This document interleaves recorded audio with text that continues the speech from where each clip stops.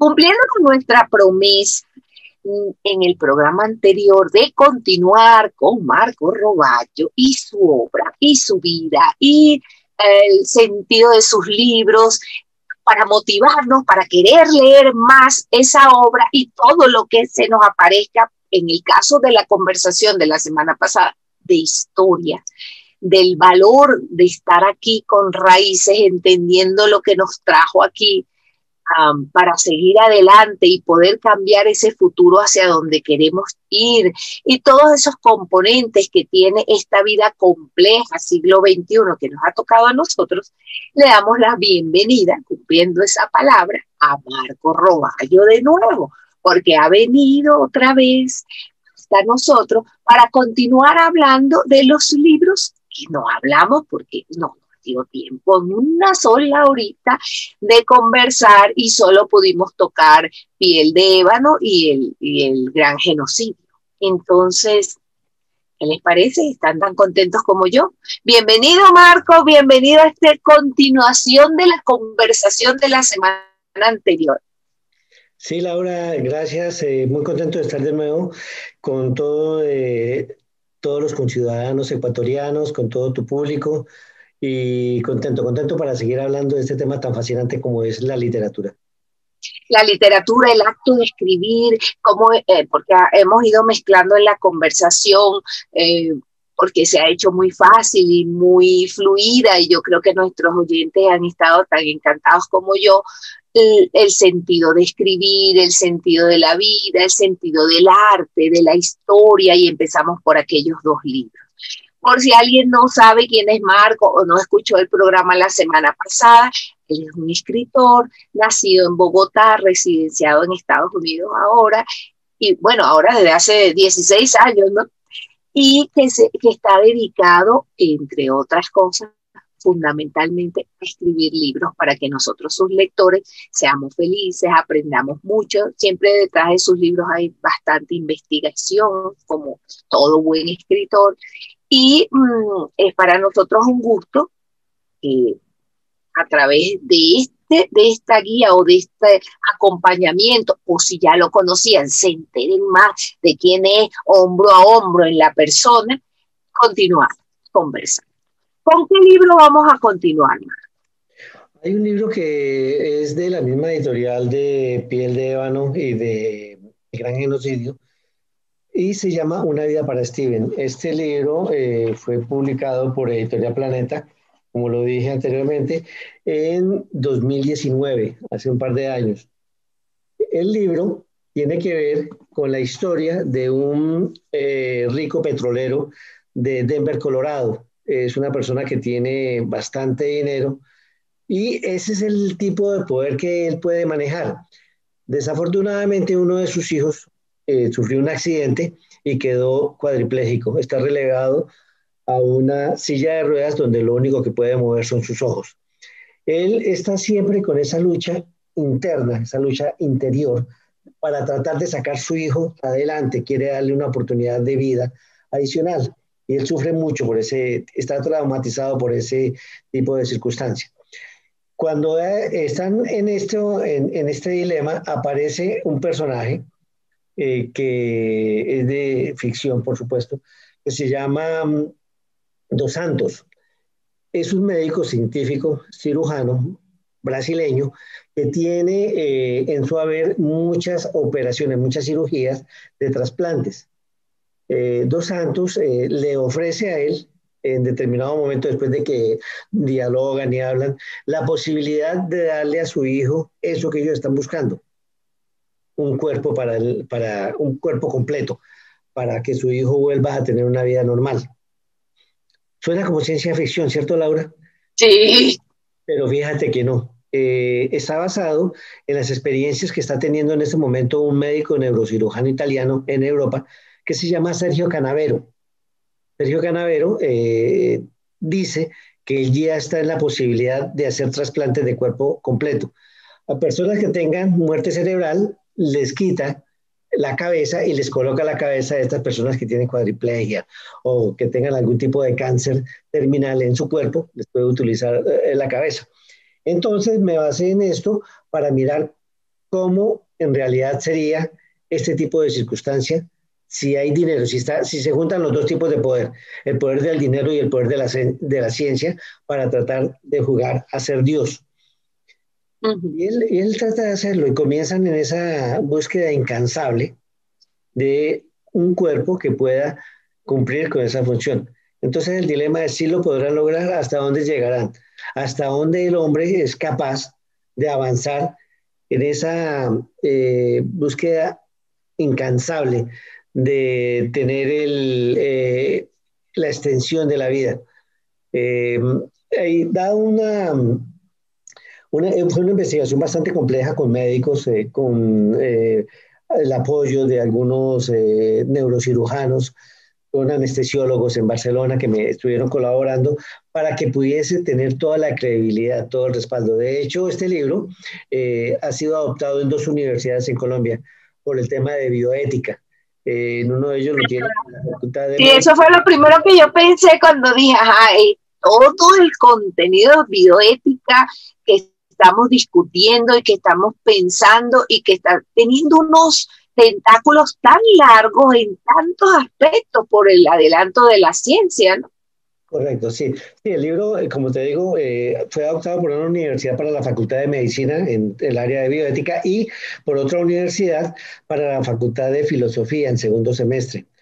Quiere tratar el tema a profundidad para ver qué tanto de pronto se puede involucrar el hombre en ese afán de conseguir lo que sea al costo que sea. Entonces, ese es lo que hace el padre de Steven, tratando de buscar una mejor condición de vida para su hijo. Um, vale la pena aclarar que Sergio Canavero ha estado ya en dos ocasiones a punto de hacer esta cirugía. ¿Será posible hacer la cirugía? El problema que se le presentaba a él era bastante complejo por tratar de unir la cabeza con un cuerpo. Entonces él descubrió algunas técnicas y algunos acelerantes que hacen que se puedan unir varios elementos que entran en juego en la parte del cuerpo humano.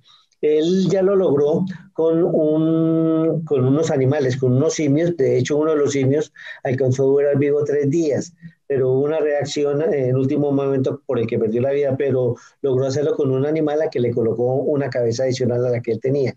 Entonces, él dice que tiene bastante adelantado esto y que es posible que tenga éxito en un 100% en el trasplante de cuerpo entero o trasplante de cabeza.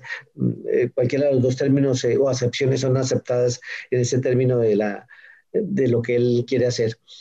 La pregunta aquí, Laura, sería, ¿qué pasaría si esto funciona, si es un éxito? Yo he comentado en otras entrevistas que esto abriría una caja de Pandora por cuanto toda la gente que tenga dinero quiera tener un cuerpo joven, se sometería a eso. Tú sabes que la vanidad del hombre es bastante grande, tanto como la antigüedad que tenemos nosotros en este planeta. Entonces, eh, ¿qué pasaría si esto llega a darse, si llega a suceder, si se cuenta con el recurso apropiado y la gente quiere utilizar este tipo de cirugías, este tipo de operaciones? Por eso te digo, suena como a ciencia ficción, suena como algo futurista, pero eso es Ya deja todo eso de ser ciencia ficción. Acabamos de ver cómo Robert aterrizó en Marte y está mandándonos toda la información y todo lo que significó las etapas y llegar allí y que a la temperatura de Marte él esté funcionando perfectamente y mandando información. Y así como eso, los cyberpersonas que te meten un chip y ya tú tienes conexiones y puedes ver internet en tu propio cuerpo. Todo aquello que estaba en los libros ya está en la realidad. Y ahora nos toca a nosotros como seres humanos la reflexión acerca de cómo vamos a emplear, porque como no hay manera de no utilizar la ciencia, ¿no? Ni de censurar esto o aquello, hay manera de poner parámetros y eso empieza por la filosofía y la comprensión y la discusión de uno como ser humano frente a eso, ¿no? ¿Usted lo haría? Queridos oyentes que están al lado nuestro, ¿ustedes harían eso? ¿Ustedes se harían ese trasplante? ¿Qué haríamos? En lo personal, ¿verdad? ¿Tú, Marco, te lo harías? ¿Tú defiendes o no, independientemente de que el libro pase más, trate de pasar como sin tomar postura? En caso de pronto yo me pondría más en los zapatos del padre de Steven que del mismo Steven. En el caso mío personal, yo creo que no lo haría, pero ¿qué pasa si es un ser querido, un ser amado, el que está involucrado en esa situación? Yo creo que los valores, la ética, la moral que uno tiene, de pronto se pone a prueba, una dura prueba que solamente en ese momento se puede saber hacia qué lado se puede inclinar la balanza. Y el tema de la muerte se convierte en algo también susceptible de hacer filosofía, de construirnos en ese aceptación, en ese dolor o en todas las preguntas que nos podemos hacer, ¿no? Sí, de hecho, en uno de los libros, el siguiente libro que voy a publicar, que saldrá con el favor de Dios y si la pandemia lo permite, en la próxima Feria Internacional del Libro de Bogotá, que está programada para agosto, te va a llevar, llevo en este programa el libro que se llama El hombre en el espejo y trata mucho ese tema de la muerte.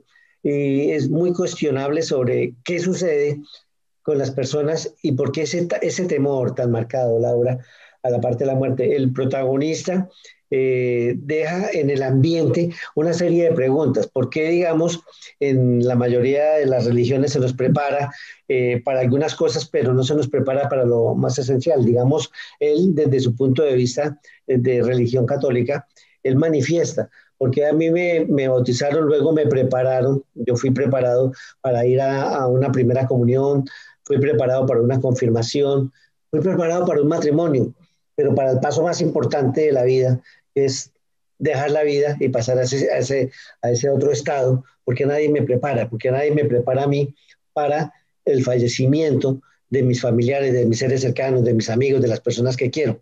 Entonces es una... Por lo menos en esta cultura, porque hay sociedades y tribales y hay cultura en donde sí hay una preparación. Y ahora en este momento hay un movimiento de tanatología muy importante en el mundo en donde se nos está preparando como especialistas, como terapeutas, como personas normales para poder dar ese paso sin esa complejidad que hasta ahora significa, ¿no? Sí, lo que pasa es que siempre esa ha sido una premisa que ha tenido el ser humano.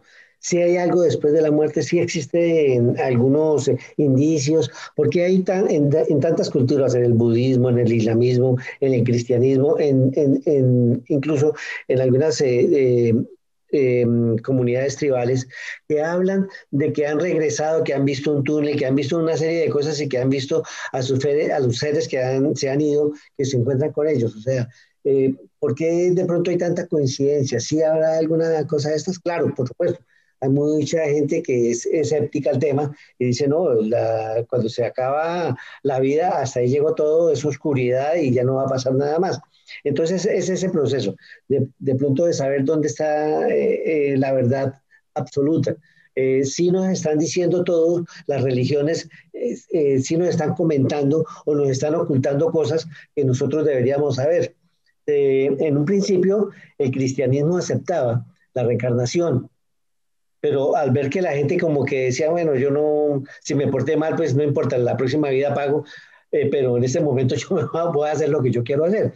¿Sí me entiendes? Entonces ahí existía como un control que quiso implementar la iglesia y dijo, no, tienen que portarse bien en esta y que en la otra pues sea también una vida en la que ellos se puedan portar de una mejor manera. Entonces se pusieron algunas restricciones, pero religiones como el budismo que son milenarias, mucho más antiguas que la religión cristiana, lo mismo el hinduismo, ellos aceptan el tema de la reencarnación y de hecho plantean situaciones en las cuales niños o niñas manifiestan haber vivido una vida anterior. Eso es uno de los temas que se trata en este libro que se llama Transmigración. Transmigración pues muestra como la evolución de las personas a través de la vida que si es cierto o no existe o no es cierto que sucede con la reencarnación, yo quise probarlo directamente para poder hablar del tema. Hace muchos años, Laura. Estoy hablando de, yo creo, hace como unos 40 años, 35 años, vi un programa de televisión y me marcó. Ese programa de televisión, era en vivo y una persona escogida al azar dentro de un público, y ella escogía unos números, bueno, para tratar de mostrarle al televidente de que eso no era programado, sino que era realmente al azar la persona que se escogía. Y un científico acuesta a esta persona, la lleva a una regresión hipnótica, y en esta regresión hipnótica la hace ir al pasado de su vida y de un momento a otro la hace ir a una vida anterior. Esta persona se levantó traumatizada, por lo menos se volvió paciente de este psicólogo, porque se despertó cuando volvió en sí, estaba llorando, traumatizada de todo, porque pudo vivir una muerte en la que ella era un niño. Entonces, eso me dejó a mí un sesgo bien marcado para averiguar si eso era cierto o no era cierto. Entonces comencé a averiguar del tema. Me encontré con algunos libros, de pronto tú los has leído también, de Brian Weiss, que trata el tema. En Muchas vidas, muchos sabios era uno de ellos. Y comencé a leerlo y encontré que una persona de la reputación de Brian Weiss, psiquiatra de la Universidad de Monte Sinaí de Miami, que es una de las más prestigiosas del mundo, que estuviese hablando de eso, era poner en riesgo toda su reputación. Mas, sin embargo, a él no le importó, porque él consideró que era su labor filantrópico darle a conocer a la demás gente qué era lo que estaba sucediendo. De hecho, tú sabes que a nivel científico, a nivel psiquiátrico, y a todo, hay una serie de elementos que ellos no creen en Dios, son ateos. Este señor tomó todo eso que le estaba sucediendo y lo plasmó en un libro. Al final del libro, él hablaba de cómo de pronto hacer una regresión. Y ahí fue donde entonces comencé yo a programar, pues la única persona que se prestó, no tan directamente, pero al principio me costó convencerla, fue a mi esposa, y no tenemos que hacer una regresión para mirar qué tan cierto era lo que estaba sucediendo. Era en aras de la ciencia y de la investigación personal. Y te cuento que sí, lo que encontré, lo que hallamos, fue bastante, bastante, bastante significativo. Fue muy diciente encontrarme con que mi esposa me narraba una situación que nosotros, ni ella ni yo, conocíamos. Se regresa al siglo, a principios, a comienzos del siglo XIX, donde ella está conduciendo un vehículo aquí en Estados Unidos con el uniforme militar puesto, y con barba, y va bajando por una ladera y se estrella contra un árbol. Eso para mí fue impactante. Pero entonces me di cuenta de que sí había algo, de que sí existía algo, de que no era solamente leerlo, sino experimentarlo. Me sometí yo a varias regresiones, pero desafortunadamente no llegaba hasta un determinado punto, pero no me podían pasar allá. Lo hice en una ocasión en Houston y otra ocasión aquí en Dallas, pero no fue posible. Hay una barrera que no permitía llegar. Pero siempre estuve fascinado por eso. De ahí es donde nace este libro, el de Transmigración, el que te comento, el donde un personaje comienza a tener unos sueños, unas pesadillas, se sueña que está en un cementerio, y tan pronto se despierta, escucha que le entra un mensaje a su teléfono en el presente, y cuando abre el teléfono ve que es un video. Cuando lo abre sale exactamente lo que él se acaba de soñar. Entonces comienzan a sucederle una serie de sucesos paranormales que lo hacen a él cavilar, y unas situaciones que lo ponen en riesgo de muerte. Entonces, ¿qué pasaría, Laura, si tú en determinado momento que estás viviendo tu vida te despiertas, pero te das cuenta de que al día siguiente te despiertas de que no eres tú, o que eres tú, pero que ya no estás en este cuerpo, sino que estás en el cuerpo de un niño o de una niña? Eso le sucedió, documentado, a varias personas. Tuve una documentación de una persona que le pasó en Colombia. El nombre del niño es Santiago, y él comenta que él quería bañarse con sus hijos. Es un niño de 3 4 años. Entonces comienzan a sucederse una serie de situaciones que uno dice no es posible, porque él conoce sitios a los que nunca había ido. Él señala sitios puntuales en la geografía colombiana. Lo mismo le sucedió a una niña en la India, que ella le comentaba a sus padres de que ella se había ahogado en una alberca. No sé el término en Ecuador si se utilizará alberca, a donde se lavan, es como una pequeña piscina, y ahí se ahogó y tenía ese recuerdo fresco. Ella se acordaba de sus hermanos y del sitio donde vivía. Cuando le dijeron a los padres, pues claro, Laura, eso es como para tildar a un hijo de loco o llevarlo a un psicólogo. Pero ella insistió tanto en sus padres que ellos le creyeron, buscaron y el sitio quedaba a más de 2.500 kilómetros de donde ellos estaban.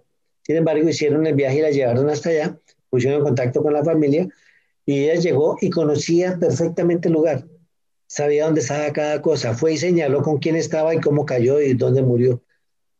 O sea, estaba muy bien documentado todo eso. La religión de la India, el hinduismo, permite ese tipo de creencias. Y lo tomaron como algo normal y es una niña que tiene dos padres en este momento, tiene dos familias. Es algo que no solamente sucede allá, aquí en Estados Unidos también un niño manifestó que él había sido su propio abuelo y que había muerto en un tiroteo cuando él era policía en un supermercado y lo decía, digamos, con toda la convicción. Personas que muchas veces abren álbum familiar y en ese álbum encuentran personas y las conocen, saben quiénes son.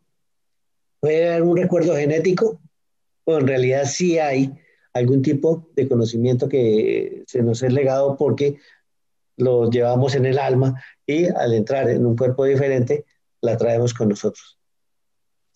Para quien acaba de sintonizar y está oyendo esa apasionante conversación y se pregunta quién está allí, es Marco Roballo, de nuestro segundo programa. Hemos estado siguiendo la pista de sus libros y hoy empezamos con estos dos y es una continuidad. Muchas gracias por estar en nuestra sintonía, gracias a Marco por estar con nosotros y todos estos temas seguramente que a ustedes les están, como a mí, nos están haciendo cosquillitas en la cabeza, reflexionando, ¿verdad? El primer tema sobre por dónde vamos en la ciencia, lo que será la discusión ética de los próximos años.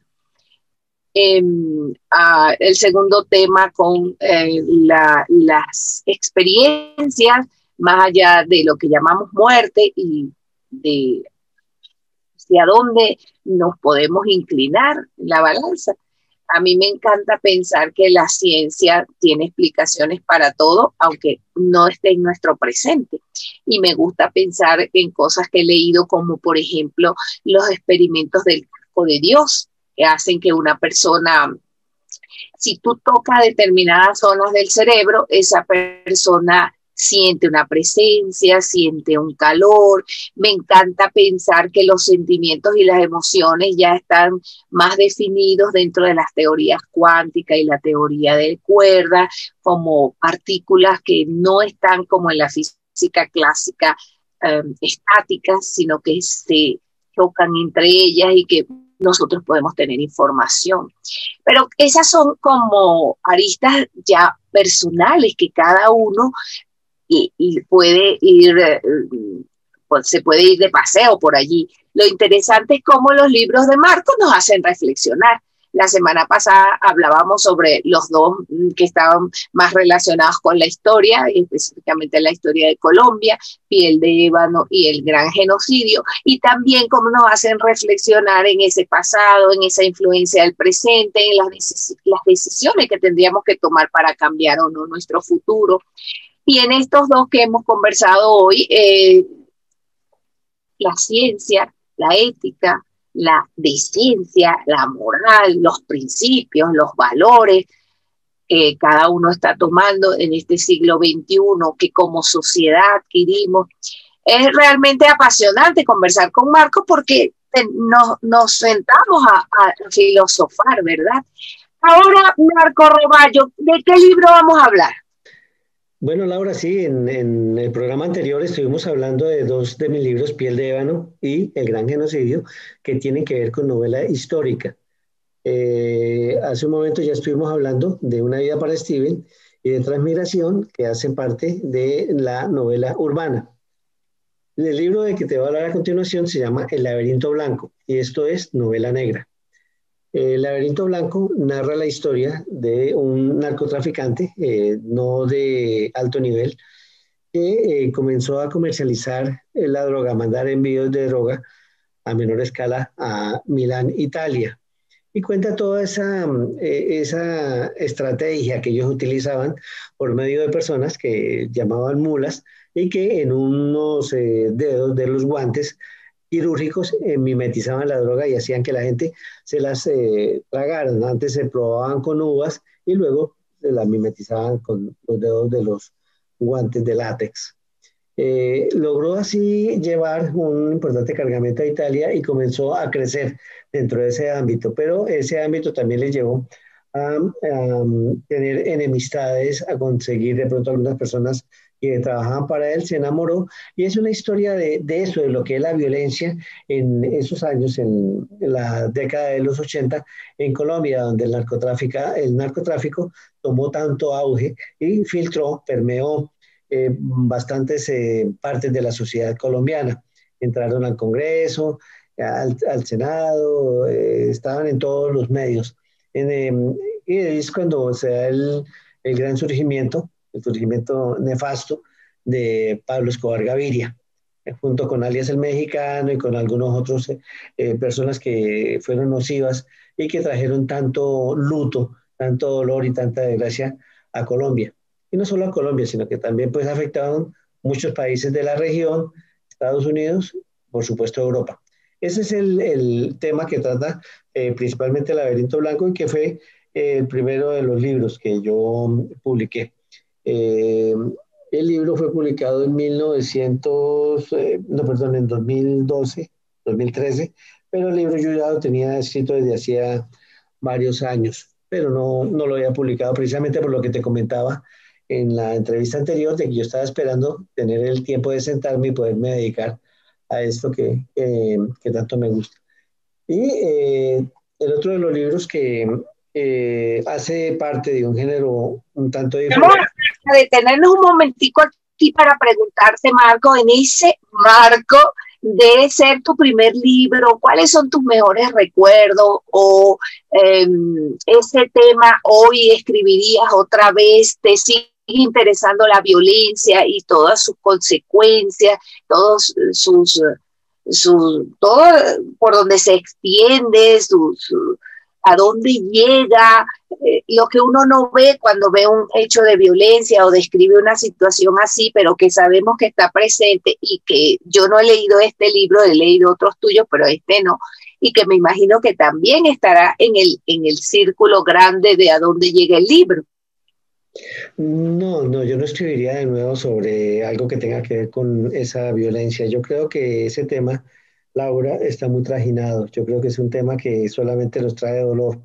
El problema en que ha caído Colombia a raíz del narcotráfico es bastante fuerte. De hecho, los colombianos siempre estamos encasillados de alguna manera con ese tema.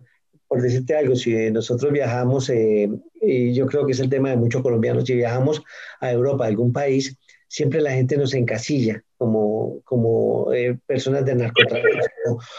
De hecho, en alguna ocasión que yo estaba en Las Vegas, que había ido con mi esposa, alguien me preguntó, ¿Where are you from? ¿De dónde son ustedes?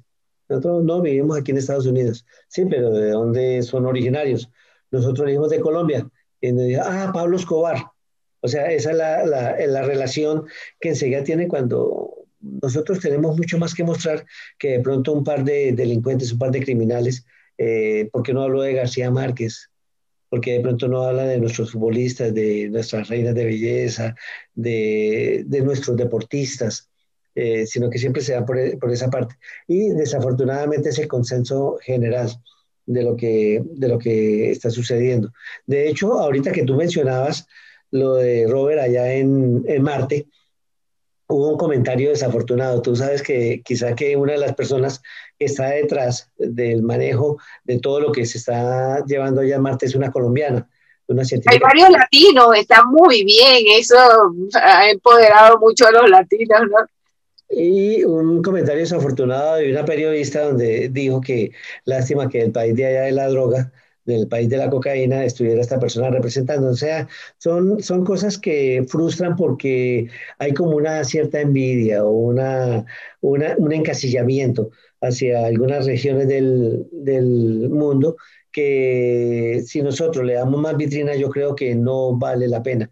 Es una apología al delito. Nosotros no le podemos dar más vitrina de la que se le dio a Pablo Escobar Gaviria, a Gonzalo Rodríguez Gacha, a, el, a todos estos elementos nefastos para la sociedad colombiana y para la sociedad mundial. Ah, Claro.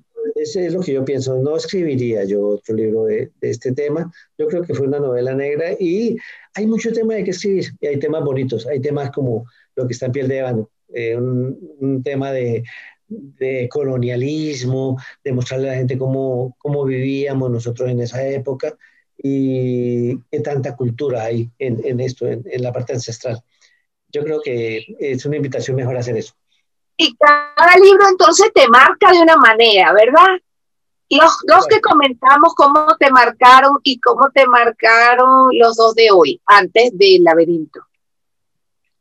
Antes del laberinto, digamos, después del laberinto, el laberinto fue el primero, recuerda que fue el Sí, primero. pero en este orden que nosotros llevamos de mostrarlos, los que nos nombraste antes, Steven, Transmigración, La piel de ébano y el gran genocidio, ¿cómo te han marcado a diferencia del gran laberinto? ¿Escribirías esos temas otra vez? ¿Te parece que tienen ese valor para la sociedad? Sí, claro. Hay una cosa, Laura. A mí siempre me han preguntado cuál de mis libros me gusta más. Y yo creo que son como los hijos, ¿no? Cada libro, tú que eres escritora, lo sabes, uno le tiene cierto apego y cierto aprecio especial a cada uno de los libros. Para mí cada uno de estos libros ha aportado algo. Me gusta mucho el libro de Una vida para Steven porque creo que la historia, la forma como se narra la historia de principio a fin, tiene muchos cambios de giro. El arco del personaje también está bien definido como los otros, pero me llama la atención de pronto de ese amor tan grande. En toda historia, las historias necesariamente, hay una historia de amor, una historia, en cada novela hay una historia de amor que es muy marcada. Y la historia de amor que hay en Una vida para Steven es particular, es filial, padre e hijo. Y es tan grande ese amor que hay entre ellos dos que quieren llevar a cabo esa situación de darle ese cuerpo a Steven y la forma dolorosa como el padre vive esa tragedia de su hijo y el hijo que ve el padre todo lo que quiere hacer por él y que incluso en determinado momento él piensa en el suicidio. Entonces hay una serie de factores que se combinan y que me aportaron mucho en ese crecimiento personal. ¿Por qué? Porque es ponerse en los zapatos de cada uno. ¿Qué sentiría uno si fuese el padre de Steven? ¿Qué sentiría uno si fuese Steven? ¿Qué sentiría, digamos, en toda esa situación? Una persona que está inválida tiene todo lo que tú puedas desear, tienes dinero, tienes todo lo que pidas, menos la posibilidad de caminar, sino confinado a una silla de ruedas. Entonces, puede ser el pensamiento de esa persona en ese momento? En la parte de El Gran Genocidio y Piel de Ébano me aportan desde la parte histórica. Soy amante de la historia, me fascina la historia, y no solamente la historia colombiana, sino la historia universal.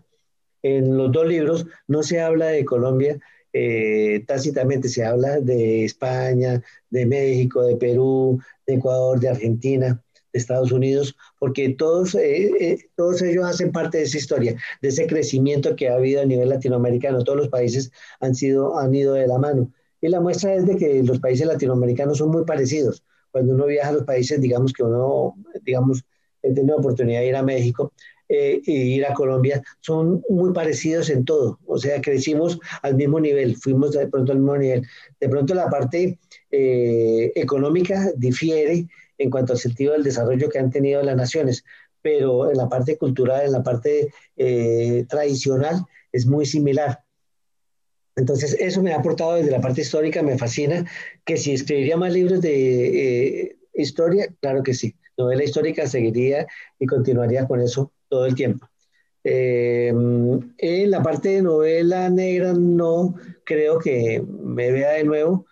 De pronto sí la parte de ciencia en Una vida para Steven me llamaría la atención continuar con esa parte, me parece que es interesantísima, siempre apoyado, claro, por la ciencia, por la medicina para que puedan llegar a eso. En la parte mística, transmigración, hay un libro que es el libro que te estaba comentando hace un momento, que se llama El hombre en el espejo, que tiene que ver también con eso, tiene que ver con esa parte de la muerte, que es lo que hay más allá de lo que nosotros conocemos, y el desarrollo que puede haber en un ser espiritual. El caso del hombre en el espejo, que es lo que de pronto te puedo comentar a grosso modo, es eso. Una persona que está enamorado perdidamente de su esposa, tiene un accidente y la persona le dicen a él que la persona tiene 72 horas de vida, que todo colapsó en la parte vascular y que ella comienza a irse, a irse, a irse y en que cualquier momento morirá. Esa persona que quiere ese amor que yo te digo, él le había dicho a ella, no, si tú me llegas a faltar, yo me muero. Y en ese momento queda pensando en eso. Y él se siente que no es capaz de vivir si no está con ella. Se conocen desde muy jóvenes, desde la escuela, y tratan de tener esa parte de continuismo, por llamarlo de alguna manera. Y y lo piensa él, va a un centro de muerte asistida, donde la persona le dice, bueno, nosotros aquí lo preparamos para la muerte, que es lo que hacen algunos centros para las personas que tienen una enfermedad terminal, que ellos no quieren como vivir esa última etapa de su vida sin calidad de vida, y que se someten a morir por su propia mano. Ellos les prestan todos los elementos, preparan todo, les preparan el veneno, les preparan toda la infusión que tienen que tomarse, se la colocan en un escritorio y ellos tienen que tomarla por su propia mano del escritorio y quitarse la vida. Incluso hasta ese punto llega él. Pero él, pues como no tiene ninguna enfermedad terminal, a pesar de que él dice que sí está enfermo de amor, entonces existe como esa trama que también lo hace místico.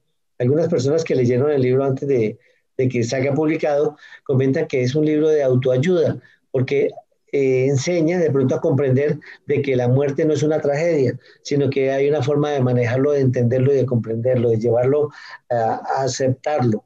Eh, Al parecer ha ayudado a algunas personas a comprender ese tipo de situaciones. Alguna vez me llamó una persona y lloraba diciéndome que había encontrado en el libro muchas respuestas. No era lo que para lo que yo lo había escrito. A pesar de eso, tú sabes, Laura, uno muchas veces como escritor coloca cosas entre líneas, mensajes entre líneas para eso, para que la gente se quede pensando. Es como un regalo del autor después de un capítulo con un pensamiento para que la persona cuando termine el capítulo se quede pensando en eso, en esas palabras, en esa profundidad de pronto de lo que uno le puede manifestar como pensamiento propio o de algo que alguien ha comentado, que ha dicho y que puede servir para que uno de todo lo que ha leído lo resuma en dos líneas.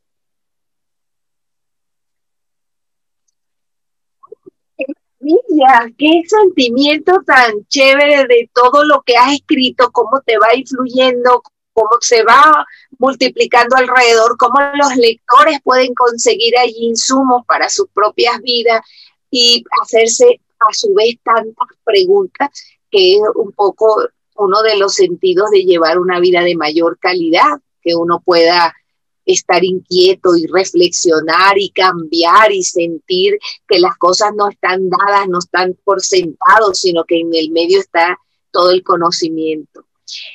Por si alguien acaba de sintonizar, les recuerdo que estamos hablando, o les cuento que estamos hablando con Marco Roballo, autor de origen colombiano, residenciado en Estados Unidos, de ya son 7 libros, Marco. Publicados tengo 6 y por publicar 2, 8 libros. Perfecto, ahora vamos a hablar de eso de por publicar, ¿qué te parece? Sí, Laura, pues del libro que estábamos hablando hace un momento, del hombre en el espejo, es lo que tenemos para poder sacar en la próxima Feria Internacional del Libro de Bogotá. Es un libro que tiene que ver pues con ese tema místico que queremos dar a conocer a la gente y lo que tiene que ver con lo que hay más allá de la muerte, ¿no? Lo que la gente comenta como la muerte. Esa es la primera parte de lo que estamos haciendo. También estoy trabajando de la mano de una compañía que se llama Book and Play en Colombia y que tiene que ver con la novela gráfica y el libro ilustrado. En ese orden de ideas, vamos a tratar de tener eso para la rueda de negocios porque queremos pues cultivar un nicho diferente, llegar a la juventud, llegar a los niños con ese tipo de historias. ¿Qué historia cuenta, digamos, la novela gráfica y el libro ilustrado? Queremos hacer algo, o estamos terminando ya algo, que se llama A la Casa del Galeón San José. Es la historia de este pecio que se hundió en 1708 en las aguas territoriales de colombianas y que transportaba 600 marinos españoles y una carga de tesoro, perlas y esmeraldas evaluadas en alrededor de 14.000 millones de dólares. Um, la trilogía se divide en el libro que se llama El naufragio, que es el primero de ellos, el segundo que se llama El mito y el tercero que se llama El hallazgo. Estamos tratando de sacarlo de mejor calidad, bien apegados a la historia, documentados en todos lo que hay en el Archivo General de Indias en Sevilla, España, y de lo que hay en el Archivo General de la Nación de Colombia y de México. Estamos tratando de apegarnos lo más que se pueda a la historia, para que sea también parte de la novela histórica. Pero entonces lo que buscaba yo como autor era tener ese tipo de novela gráfica, pero histórica. No hay mucho de ese tipo de libro. Por lo general, la parte gráfica es muy de entretenimiento. Pero qué tal si aparte de entretenimiento, pues le podríamos también esa parte de la historia que vaya a los niños y que los lleve como a investigar qué es lo que sucedió, quién estaba de pronto, qué era la corona española, quiénes eran de pronto nuestros grandes libertadores que estaban en Venezuela, en Colombia, en Perú, en Ecuador, en Argentina. Entonces es un poco de eso lo que le estamos tratando de innovar para poderlo sacar en la feria también. Este tema me parece apasionante. Además, es el mismo tema de uno de los libros que yo leí, ¿verdad? Sí, lo que pasa es que el gran genocidio El gran genocidio. toma una partecita, pero la toma muy rápido, que es lo que hace que se fomente de pronto esas ganas del protagonista Samuel Pirajún de ir a demandar a la corona española. Pero ese comienza en el siglo XVII y va hasta el siglo XXI. Este libro, digamos, lo que es el naufragio, narra todo lo que fue la construcción, cómo fue la construcción, pero todo novelado, todo como novela histórica, dónde lo hicieron, qué pasó, quién lo estaba haciendo. El Galeón San José como particularidad tiene de que desde el principio tuvo muchas personas que murieron. Las personas que estaban cortando los árboles para poder hacer la madera para hacer el Galeón San José, algunos de ellos murieron, un árbol les cayó encima y los comenzó a quitarle la vida, entonces comenzó como a generarse una serie de circunstancias alrededor del Galeón San José, todas nefastas. Cuando el barco está a la mitad de su construcción, se murió el constructor, tuvo que continuarlo el hijo del constructor para poder terminarlo, y así se fueron desarrollando varias situaciones. Lógico, termina en el barco cuando vinieron, algunas personas murieron en la travesía, que fueron tiradas al mar y ese sirvió como su sepultura. Y en su último viaje, bueno, primero y último viaje, él no hizo sino un solo viaje, salió de Cádiz, llegó a Cartagena, ahí estuvo 2 años mientras que recogían todos los tesoros del Perú, fueron a Portobelo a recoger esos tesoros y cuando regresaban a España con ese tesoro es cuando se sucede el hundimiento y 600 personas más que murieron. Apasionante el tema, apasionante la idea de que pueda estar al servicio de los niños, de los jóvenes, y que estés incursionando en ese mundo. Nosotros tenemos particular predilección por el mundo de los jóvenes porque pensamos que ahí es donde están los futuros lectores, que haya un libro de gráfico con historia, parece una combinación fabulosa. Y con el antecedente que tenemos con Marco Roballo en la pluma, pues seguramente que lo vamos a tener, lo vamos a disfrutar y va a estar muy chévere. ¿Cuál otro viene? ¿Qué otro libro ya tienes ahí? Porque hablaste de dos. Sí, señora, estoy trabajando en un proyecto literario, se llama Aleluya, no tiene nada que ver con religión, es simplemente nombre y por cuestiones que solo el destino sabe, era el apodo, era el remoquete, el sobrenombre con que era conocida una de las brujas más famosas de Cartagena en el siglo XVII, 1624. Es la única que ha sido condenada, que fue condenada 3 veces por el Santo Oficio de la Inquisición. La Inquisición española, que tú sabes que trajo demasiado, demasiado dolor y sangre, muerte y martirio a la gente a lo que ellos señalaban. No solamente en nuestros países, sino también en Europa y hasta en Estados Unidos se sufrió de eso, el Sagrado Oficio de la Santa Inquisición. Entonces cuenta la historia de este personaje que es emblemático para Cartagena, a pesar de que muchos cartageneros no conocen de ella, y de alguien que viene de Suiza y que entrar a un anticuario está buscando algo que tenga que ver con la Inquisición porque le agrada ese tema, quiere saber más sobre ese tema, quiere mirar qué tan involucrada estuvo la iglesia en todos estos temas y encuentra que hay unas personas, unos muchachos que están vendiendo un escritorio viejo, está en un anticuario.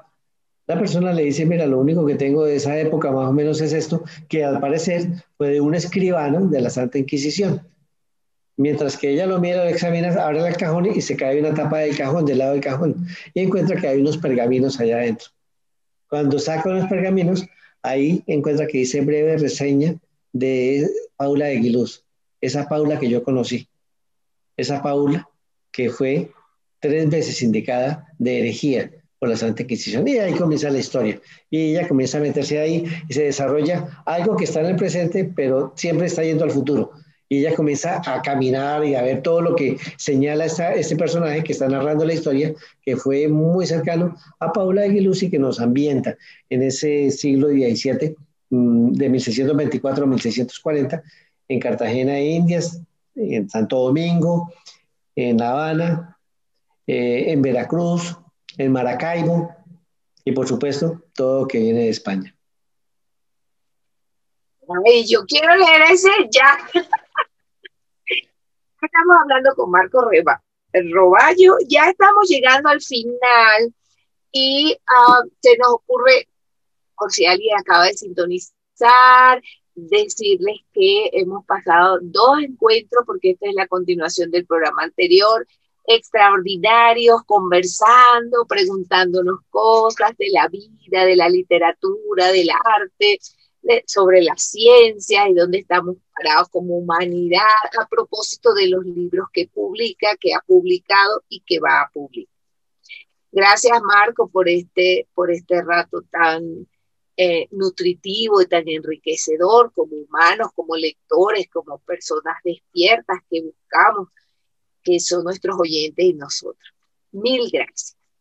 Ahora, yo quisiera que tú nos acercaras al final del programa diciéndonos, contándonos lo que tú quieres decir, pero que no has dicho, lo que no se me ha ocurrido preguntarte. Por ejemplo, a mí me marcó mucho un comentario que le hicieron a Gabriel García Márquez en una entrevista, que fue cuando le dijeron que de todos los libros de la literatura, si él pudiera escoger cuál hubiera firmado, orgullosamente como que fuera de él. Y él dijo El Palacio de las Bellas Durmientes, que es de un escritor japonés, premio Nobel, hermosísimo libro, parece que estuvieran recogidas las palabras como entretejidas con perlas, realmente un libro extraordinario y entendemos por qué Gabriel dijo lo que dijo. Y a mí me parece que hay cosas como esa, que a lo mejor tú puedes decirnos que nosotros no se nos ocurre preguntarte y que sería lindo para ir acercándonos ya al final. Pues Laura, yo creo que yo no me atrevería con un solo libro. Te digo de pronto cuáles libros me han marcado y que me hubiese gustado escribir. A mí me gusta mucho un libro de Frederick Forsyth, que es El Día del Chacal. Me fascina la forma como él teje toda esa secuencia de eventos, esos cambios de giro tan importantes que siempre lo sorprende a uno. En cada página uno encuentra una sorpresa y que lo lleva a uno a querer leer y leer y leer y terminar. también de pronto esa parte de amor, esa parte tan fuerte, tan bien narrada que coloca Jorge Isaac en La María. Es uno de los libros por excelencia románticos de esa literatura latinoamericana que no está tan divulgada como debería. Me parece que ese sentimiento que el escritor, que Jorge Isaac, logra plasmar desnudando a María, desnudando a Jorge y a Efraín, que es el personaje, que logra que uno se acerque a los personajes y que uno camine por esa hacienda al paraíso que describe tan perfectamente. Me fascina de pronto ese personaje de Picaporte, ese personaje de La Vuelta al Mundo en 80 días, de ir de la mano con Phileas Fogg, que es el personaje, el protagonista, con Picaporte, que es su ayudante, y ver todo ese desenvolvimiento, esa imaginación tan compleja que tiene Julio Verne para poderlo llevar a uno a través de todos estos países. En un tiempo en que tú sabes, no existía ni Internet ni Google, sino era la imaginación pura, imaginación total, 100%. Me parece que es un maestro en esa parte de la ciencia ficción. Uh, no podría dejar por fuera Cumbres Borrascosas, Emily Brontë. Me parece que es un libro magnífico. De hecho, en Venezuela se hizo una adaptación de eso al cine y a la televisión. Fue muy magnífica, muy bien lograda. En su momento, te estoy hablando de los años 70, finales de los 70, más o menos. Y por último, hay un libro de Enrique Santos Molano, un colombiano, que fue director del periódico El Tiempo, que se llama Memorias Fantásticas, que narra la vida de Antonio Nariño en primera persona, el precursor de los derechos del hombre. Me parece que esos libros, entre todos ellos, de todos ellos tomé yo una parte, que me fortalecieron y que me hicieron crecer y que no tengo la oportunidad, y cuando tengo oportunidad, no dejo de leerlos. Tengo pues aquí una biblioteca bastante amplia en mi casa. No sé si de pronto tú alcanzas a ver acá, pero son bastantes libros. Tengo una colección de más de 500 libros en toda la casa. Entonces, esos libros siempre están conmigo, siempre estoy de pronto leyendo algún libro, sacando alguna de las obras que tengo. Tengo un libro que es El Tesoro, que mantengo dentro de mi colección. Es un libro que compré en Buenos Aires. No estuve en Buenos Aires, no conozco Buenos Aires, pero lo compré por internet y quien me lo vendió como que no sabía que el libro estaba autografiado por la Gran Duquesa de Rusia, de María, y te cuento que es un tesoro para mí. Cuando me doy cuenta, cuando lo abro, porque yo había estado en Rusia recientemente y había ido a documentarme de ella. Entonces estaba llenándome de todo cuando encontré que estaban vendiendo ese libro en Argentina. Lo compré. No fue económico, de todos modos, me costó todo me salió como por $120, pero dije, vale la pena tener ese libro. Cuando lo leo, me encuentro ahí la rúbrica de ella, y dije, pero ¿será ella? Busco en internet cuál es la firma de ella y la miro, es la misma firma de ella. Entonces, pues, una satisfacción grandísima y algún día escribiré la historia de ella, una duquesa rusa, perdona, prima del último zar de Rusia, de Nicolás, que sale exiliada de San Petersburgo y se va para Suecia y allá se casa con un príncipe, tienen un hijo, se separa de él, termina en una casa, la casa Moguer, si no estoy mal, en Nueva York, y por último termina sus días en Argentina, haciendo moda. Entonces, eso, ella dice, incluso escribió un libro que se llama Una princesa en el destierro, pero es fascinante la historia de ella, y como te digo, algún día, si puedo, me gustaría escribir sobre eso, pero por lo pronto concentrarme en la historia nuestra, porque nosotros también tenemos historia, mucha historia. Y eso fue una de las cosas que me puse yo a pensar, ¿para qué escribir de Rusia, para qué escribir de Europa? Si nosotros todo lo que vemos en Netflix está lleno de toda esa historia europea. Y ellos, los europeos, los rusos, los asiáticos, ellos quieren saber de la historia de nosotros, porque la historia de nosotros también es igual de fascinante. Así es. Un gusto haber compartido con Marco estos dos programas. Seguramente cuando salgan esos libros vamos a tener otros encuentros, si Marco nos recibe como nos ha recibido tan cordialmente ahora. Y gracias a ustedes por estar en nuestra sintonía. Mil gracias por una vez más de compartir este espacio para la literatura y los libros, porque como dice nuestra consigna, leer nos hace libres.